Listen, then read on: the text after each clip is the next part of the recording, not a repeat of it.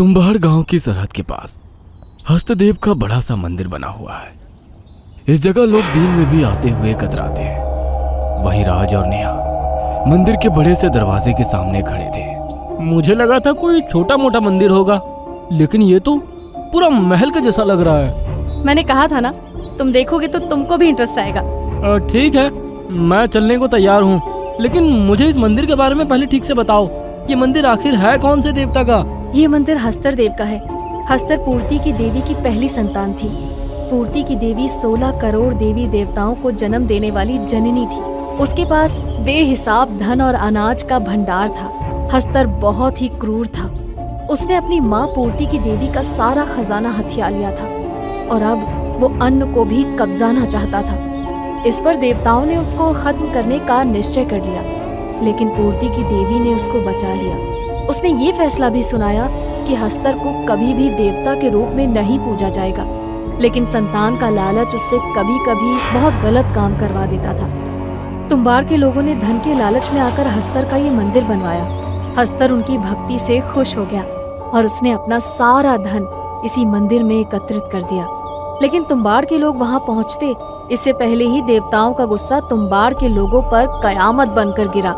देवताओं ने हस्तर को इस मंदिर के अंदर कैद कर दिया और इस मंदिर को शापित कर दिया। उसके बाद जो भी धन के लालच में इस मंदिर के अंदर गया है वो कभी वापस नहीं आया है। देखते हैं ऐसा क्या है। नेहा ने राज का हाथ पकड़ा और दोनों उसके बड़े से दरवाजे की तरफ बढ़ गए। चर्र की आवाज करते हुए दरवाजा खोला, फिर भेड़िए के रोर करने की आवाज आई तो दोनों चौंक पड़े। अंदर कदम रखते ही उनको एक बेहद ही बुरी स्मेल आने लगी। जमीन पर जानवरों के कंकाल पड़े हुए थे। चलते हुए बार बार उनका पैर कभी किसी खोपड़ी से टकराता तो कभी मांस के टुकड़ों से। यार, और कितना अंदर जाना है? बस आने ही वाला होगा यार। कुछ कदम चलने के बाद उन्होंने एक दीवार को पार किया। उन्होंने देखा कि एक भेड़िया किसी काले जानवर का मांस खा रहा था। ओह गॉड! राज ये देखकर डर गया, लेकिन नेहा फिर भी हिम्मत करके उसको साथ लिए आगे बढ़ गई। आखिरकार वो एक मूर्ति के पास पहुंचे। ये मूर्ति दिखने में 8 फीट लंबी थी और उसके साथ ही एक और छोटी मूर्ति लगी हुई थी। ये है पूर्ति की देवी और ये है इनका बेटा हस्तर। मूर्ति के पास उन्हें एक ताबूत भी रखा हुआ नजर आया। अरे वाह, ये तो वही ताबूत है जिसकी मुझे तलाश थी। ऐसा कहकर नेहा उस ताबूत को खोलने लगी। ध्यान से यार, इसके अंदर बिच्छू, कान खजूरे भी हो सकते हैं। नेहा ने जैसे ही ताबूत खोला, नाक को सड़ा देने वाली बदबू फिजा में फैल गई। उसके अंदर हस्तर की लाश रखी हुई थी। उसका शरीर लाल पड़ चुका था। सर पर ताज और पहनावा भी राजा महाराजाओं वाला था। इतने साल गुजरने के बाद अभी भी उसका शरीर एकदम ताजा लगा। Oh my God! मरा हुआ इतना भयानक लग रहा है। जब जिंदा था तो कितना भयानक लगता होगा। चलो ये भी देख लेते हैं। यह सुनकर राज सोच में पड़ गया। वो कुछ समझ पाता इससे पहले ही नेहा ने हस्तर के ताबूत में रखा चाकू उठाया और तेजी से राज की कलाई पर चलाया। फिर उसने राज की कलाई से निकलता खून हस्तर के मुंह पर टपकाया और तभी हस्तर की आंख खुल गई। उसने राज का गला पकड़ा और उसको ताबूत में खींचकर उसका मांस खाने लगा। कुछ ही देर में उसने राज को खत्म कर एक कंकाल में बदल दिया। फिर वो नेहा की तरफ ललचाई नजरों से देखने लगा। हस्तर देव, मैं आपकी दासी, अब मैंने ही आपको जिंदा किया है। मुझे अपनी सेवा का मौका दे। यह सुनकर उसने नेहा के गाल पर हाथ फेरा।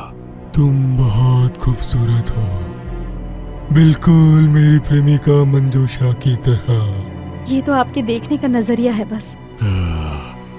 हम दोनों मिलकर मंजूषा को भी जिंदा करेंगे, लेकिन पहले मुझे अपनी ताकत हासिल करने के लिए अभी और लोगों का मांस खाना पड़ेगा और खून पीना पड़ेगा। उसमें मैं आपकी मदद करूंगी। लेकिन तुम मेरी मदद क्यों करोगे? आपका खजाना, मुझे आपसे बेहिसाब धन चाहिए। ठीक है, तुम मुझे एक शिकार ला कर दोगी, उसके बदले मैं तुमको हर बार एक गुप्त धन निकाल कर दूंगा। गांव में ठाकुर का बेटा रघुवीर रात में अपनी जीप से घूमने के लिए निकलता था। अचानक से नेहा डरी हुई हालत में भागती हुई उसकी जीप के सामने आ गई। रघुवीर ने तभी ब्रेक लगा दिए। नेहा की सांसें फूली हुई थी। कौन हो तुम और हमारे गांव के जंगल में क्या कर रही हो? मैं मेरे दोस्तों के साथ यहाँ कैंपिंग के लिए आई थी। पता नहीं कहाँ से 2 भेड़िए आ गए और आपके बाकी के दोस्त कहाँ हैं? वो तो पीछे ही रह गए। एक्चुअली हम लोग इतना डर गए थे कि जहाँ जिसके कदम पड़े भाग निकले। आप प्लीज मुझे आगे ले चलिए, मेरे दोस्त मिल जाएंगे तो हमें गांव के बाहर छोड़ दीजिएगा। डरो नहीं, बैठो। ये सुनकर नेहा जीप में बैठ गई। रघुवीर ड्राइव करते हुए बार बार नेहा की तरफ देख रहा था। रुकिए रुकिए, ये जो बरगद का पेड़ है ना, यही हमारे दोस्त हमसे बिछड़े थे। ये सुनकर रघुवीर ने जीप रोक दी। नेहा इधर उधर नजरें घुमाने लगी।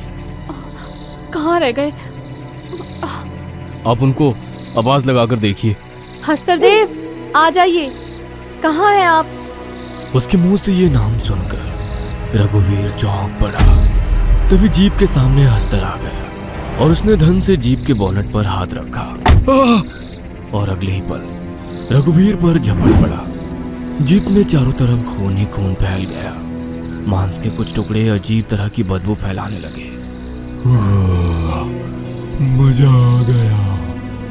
अब हस्तर खुद को और ज्यादा शक्तिशाली महसूस कर रहा था। हस्तरदेव, मेरा इनाम। यह सुनकर हस्तर ने अपना एक हाथ जमीन पर मारा और तभी जमीन पर एक दरार आ गई। जमीन के अंदर से सोने के सिक्के उछल उछल कर बाहर आने लगे, जिसे देख नेहा की आंखें चौंधिया गई। अगली सुबह नेहा अपने फ्लैट पर पहुंच गई, जहां उसका पति बेड पर लेटा हुआ था। उसने एम्बुलेंस बुलाकर उसको हॉस्पिटल में एडमिट कराया और लाखों रुपए डिपॉजिट करा दिए। रात में जब वो अपने बिस्तर पर लेटी थी तो उसके कानों में हस्तर की आवाज गूंजी। नेहा, कहाँ हो तुम? जल्दी से आओ। हाँ, मैं आ रही हूँ हस्तरदेव। नेहा बेड से उठ खड़ी हुई। अब कैसे इसके लिए नए शिकार का इंतजाम करूं? ये सोचते हुए नेहा ने बाहर जाने के लिए जैसे ही दरवाजा खोला, उसको सामने उसकी पड़ोसन टीना खड़ी नजर आई। यार, तेरे पति को तूने इतने बड़े हॉस्पिटल में एडमिट करवा दिया, कार भी ले ली, आखिर इतना पैसा आया कहाँ से तेरे पास? उसको देखकर नेहा की परेशानी खत्म हो गई। तेरे पास भी आ सकता है, मैं तुझे वहां लेकर चल सकती हूँ, लेकिन उसके लिए तुझे थोड़ी हिम्मत दिखानी पड़ेगी। हाँ हाँ, चल चल, कहाँ चलना है बता। नेहा ने टीना को अपने साथ लिया और हस्तर के मंदिर पहुंची। यार, इसके अंदर जाना पड़ेगा क्या? हाँ यार, डर क्यों रही है, मैं हूं ना। दोनों एक साथ मंदिर के अंदर दाखिल हुई। काफी अंदर जाने के बाद उनको सामने हस्तर नजर आया, लेकिन वो किसी मूर्ति की तरह खड़ा हुआ था। टीना उसके करीब गई और बोली, ये तो एकदम असली लग रहा है। उसने जैसे ही हस्तर के माथे पर हाथ रखा, उसने आंखें खोल ली और अगले ही पल टीना पर टूट पड़ा। उसने टीना के जिस्म के एक एक बोटी नोच खाई और उसके कंकाल को जमीन पर फेंक दिया। मजा आ गया, अब तुमको तुम्हारा इनाम देता हूँ। उसने फिर से जमीन पर हाथ मारा और नेहा को फिर से गुप्त धन दे दिया। कल तुमको मेरा एक बहुत जरूरी काम करना है। कौन सा काम हस्तरदेव? तुम बाढ़ के बड़े मंदिर के अंदर शिव की मूर्ति के गले में एक रुद्राक्ष की माला डली हुई है। उस माला के साथ एक चाबी है। तुम्हें कैसे भी करके उस मंदिर से वो चाबी गायब करनी है। यह सुनकर नेहा की परेशानी और बढ़ गई। अगले दिन दोपहर में जब पंडित जी बेखबर सो रहे थे, तब लाल साड़ी पहनी हाथ में थाली लिए नेहा मंदिर गई। उसने पहले पूजा की, फिर उसके बाद मौका देखकर शिव जी के गले से वो चाबी उतार ली। कुछ देर बाद जब पंडित जी की आंख खुली तो मूर्ति के गले से माला गायब देखकर उनका दिल दहल गया। अनर्थ हो गया, घोर अनर्थ। उसी रात तकरीबन 8 बजे नेहा चाबी लिए हस्तर के पास पहुंची। आओ नेहा, चाबी लेकर आई हो? हाँ, लाई हूँ, ये लीजिए। उसने चाबी हस्तर की तरफ बढ़ा दी। चाबी जैसे ही हस्तर के हाथ से टच हुई, उसको भारी जलन होने लगी। ये क्या कर रही हो? दूर रखो इसको मुझसे। माफ कीजिए। मेरे साथ आओ। हस्तर उसको अपने साथ ले चला। कहीं दीवारों को पार करने के बाद एक बड़ा कमरा ऐसा आया जिसके अंदर एक ताबूत और रखा हुआ था। इस ताबूत पर एक ताला लगा हुआ था। इस ताले के अंदर वो चाबी लगाओ और इसे खोलो। माफ करना हस्तरदेव, लेकिन इस ताबूत को खोलने से पहले मैं सब जानना चाहती हूँ। क्यों आप इस चाबी को हाथ नहीं लगा रहे? मुझसे इस ताबूत को क्यों खुलवाना चाहते हैं? यह सुनकर पहले तो हस्तर को गुस्सा आया, फिर उसने दांत भींचते हुए बताया। मेरी एक प्रेमिका थी, मंजूषा। जब देवताओं ने मुझे इस मंदिर में कैद किया तो उसने मुझे इस मंदिर से आजाद करने की कोशिश की, लेकिन गांव के लोगों ने पुरोहितों के साथ मिलकर उसको खत्म कर दिया। उसके शरीर को इस ताबूत के अंदर बंद कर दिया और इसकी चाबी रुद्राक्ष की माला के साथ बांधकर शिव के मंदिर में रखवा दी थी, जिससे कि मैं अगर जिंदा भी हो जाऊं तो उसको जिंदा ना कर सकूं। मैं मंदिर नहीं जा सकता था और ना ही इस माला को छू सकता हूं, इसलिए मैंने इसके लिए तुम्हारा इस्तेमाल किया। यह सुनकर अब नेहा भी सोच में पड़ गई थी। तुम बेफिक्र होकर इसे खोल दो, मैं मंजूषा को जिंदा कर दूंगा और उसके बाद तुम आजाद हो। ये अच्छा होगा हस्तरदेव, क्योंकि अब मेरे पास इतना पैसा जमा हो चुका है कि मेरे पति भी ठीक हो जाएंगे और बाकी जिंदगी भी अच्छी गुजरेगी। ऐसा कहकर उसने ताला खोल डाला। ताबूत में एक खूबसूरत लड़की की लाश थी।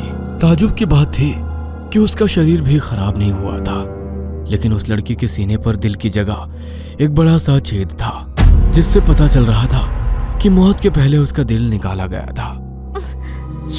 ये जिंदा कैसे होगी?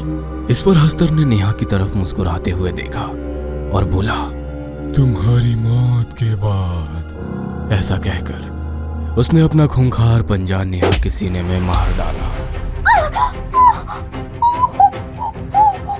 और उसका दिल निकाल लिया। अब मेरी मंजूषा फिर से जिंदा होगी। नेहा एक पल को खड़ी रह गई। उसके सीने से खून बह रहा था। हस्तर को हैरानी से देखते देखते वो जमीन पर ढेर हो गई। हस्तर के हाथ में नेहा का दिल धड़क रहा था। उसने वो दिल मंजूषा के सीने में लगा दिया और कुछ मंत्र पढ़ने लगा। कुछ देर में मंजूषा ने सांसें लेनी शुरू कर दी और इस तरफ तुम्बाड़ के लोग अपने पुरोहित और तांत्रिक के साथ हस्तर के मंदिर की तरफ बढ़ रहे थे, जिसका हस्तर को जरा भी अंदाजा नहीं था। मेरी जान, आखिर तुम जिंदा हो ही गई। इतने सालों बाद तुमको देखकर बहुत अच्छा लग रहा है मेरी जान। अब हमारे बदला लेने का वक्त आ गया है। अब हम इन इंसानों से उस एक एक दिन का हिसाब लेंगे जो हमने इस मंदिर में कैद होकर गुजारे हैं। तभी उनको दरवाजे में से कई लोग आते हुए नजर आए। ये क्या, तुम लोगों को मरने की इतनी जल्दी है कि खुद यहाँ चले आए? चाहे हमारी जान क्यों ना चली जाए, तुझे इस मंदिर के बाहर नहीं जाने देंगे। ये कहकर सभी गांव वालों ने उस पर हमला किया, लेकिन हस्तर बहुत ताकतवर और गुस्से में था। उसने कई गांव वालों को अपना शिकार बनाया और मंजूषा भी अपने चुड़ैल वाले अवतार में आकर सब पर अपना कहर बरसा रही थी। हस्तर ने तांत्रिक बाबा पर हमला किया तो उनके गले में पड़ी रुद्राक्ष की माला की वजह से वो उनको नुकसान नहीं पहुंचा पाया। तांत्रिक बाबा पूर्ति की देवी की मूर्ति के सामने गए और हाथ जोड़कर बोले, हे माँ, अब आप ही हमें बचा सकती हैं। यह शैतान इस मंदिर से बाहर निकलकर फिर से इंसानों को कत्लेआम करना शुरू करे, इससे पहले आप इसको यहीं खत्म कर दीजिए। ऐसा कहकर उसने आंखें बंद की और मंत्र पढ़ने लगा। पूर्ति की देवी प्रकट हो, पूर्ति की देवी प्रकट हो। हट जाओ, जो भी आगे आया समझो उसकी मौत तय है। ऐसा कहकर उसने मंजूषा का हाथ थामा और दोनों तेजी से दरवाजे की तरफ भागे। तभी पूर्ति की देवी की मूर्ति से एक रोशनी निकली। धन्य हो माता, धन्य हो। हस्तर के सामने पूर्ति देवी की आकार खड़ी हो गई। हट जाओ माँ, वरना अच्छा नहीं होगा। तेरा सर्वनाश हो हस्तर। ऐसा कहकर उन्होंने हस्तर के सर पर हाथ रखा और वो किसी बम की तरह फट पड़ा। नहीं, नहीं। पूर्ति की देवी ने मंजूषा की गर्दन पकड़ी और उसको उल्टे पैर ताबूत के पास ले गई। उसको ताबूत में डालकर उन्होंने उसके सीने में हाथ डाला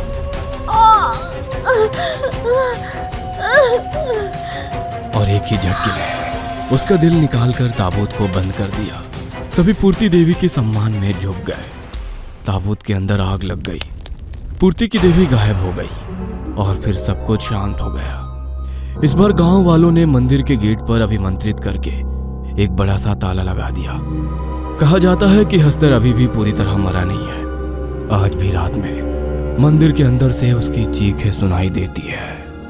मैं वापस जरूर आऊंगा, मैं वापस जरूर आऊंगा।